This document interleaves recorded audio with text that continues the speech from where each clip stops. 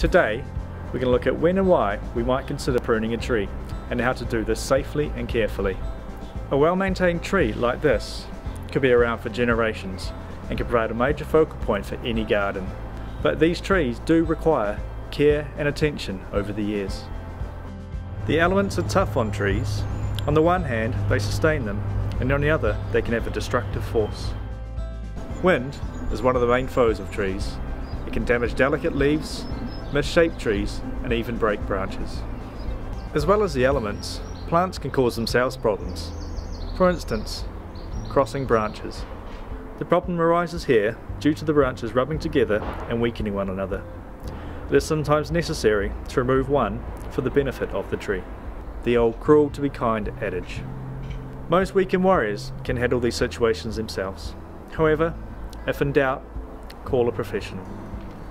The majority of these problems can be solved with loppers, a pole saw, and of course, safety equipment. A pole saw is an excellent piece of equipment for bigger trees, as it allows you to be a safe distance from the problem branch. Sometimes you have no choice of when to prune. If a branch is hanging dangerously, it must be removed. However, with deciduous trees, the best time to prune is late in autumn or winter when the tree is dormant. With no leaves on the tree, it is much easier to visualize the cut you must make. Try to avoid cutting in early spring before the leaves are completely open, as the sap is rising and the cuts will weep copiously and open the opportunity for infection. How do you choose which branch to cut? My advice is to take your time. Stand back and study the tree. What are you trying to achieve? Sometimes, in order to encourage new growth, trees will need to be delimbed or pruned back. Always consider the effect the loss of the branch will have on the shape and stability of the tree.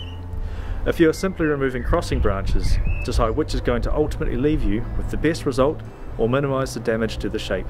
If you are removing a cracked limb, decide whether to take it back to the trunk, or is there a junction in the branch that still has its integrity that can be safely trimmed back to? And how far do you go?